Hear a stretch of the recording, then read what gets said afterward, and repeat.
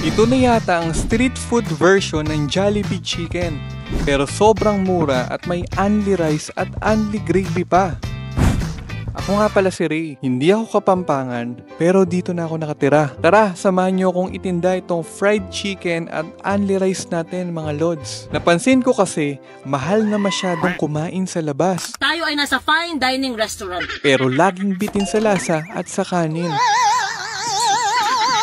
Kaya gumawa kami ng mas sulit na option. 39 pesos lang, may 2 pieces chicken neck ka na, plus only rice at only gravy pa. At malutong pa yung chicken na hindi naman talaga tinipid sa timpla.